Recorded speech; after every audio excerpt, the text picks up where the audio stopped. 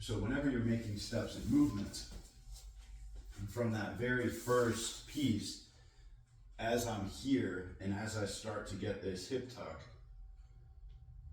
now I've established this is that angle of hip. So then from here, when all the weight's on this leg, as I turn, here's that angle it's established. I turn, that's still that same angle. As I step out, my hips are here. You see how that's still the same angle here from hip? I don't know if this is making sense. Is it making sense? I think so. Right? So then once this is here, now as I sink, now all my weight is here.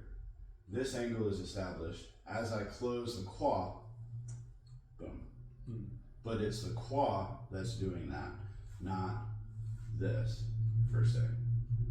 So if this is happening first, then you disconnected quad and hip from leg, right? So as this goes here, boom.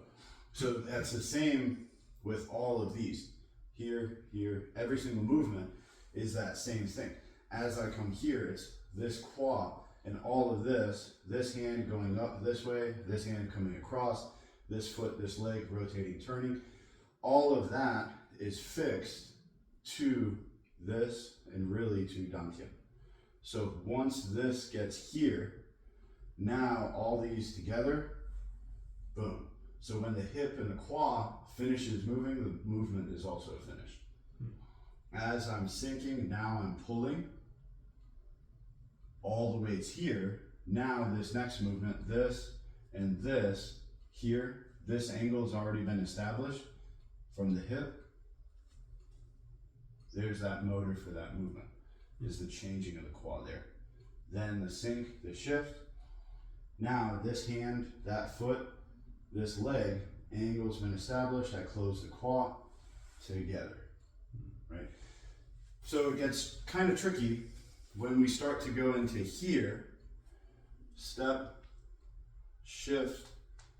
Now as I close the quad, this stays, or everything else stays except for that foot and this hand. So the moment the quad changes and the Dantien changes here, it's the same amount as it goes, right? And I was just off camera there. So once this is here, it's the shift. Now as I close the quad here, all of that moves at the same time. So it's like everything's turning. So the connection should always be Dantien quad outwards. And keep in mind too the splitting, the separating of the weight, right? So as our principles, the quad you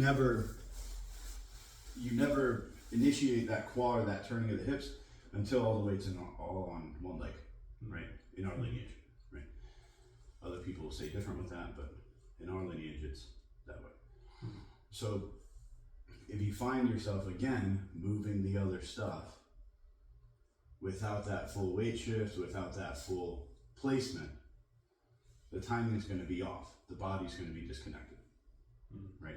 So make sure you shift all the way fully, then close the quad, then move, right?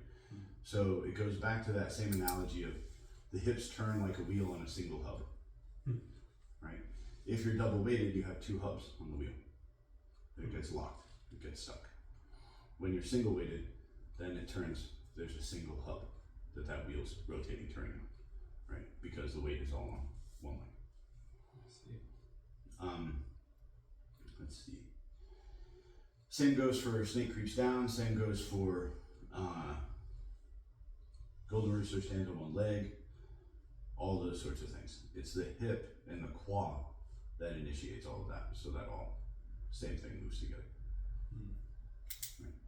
So as we practice the rest of this, let's just keep in mind those things, those connections, and then we'll work through applications. Cool? Okay. Cool. Awesome. Whee!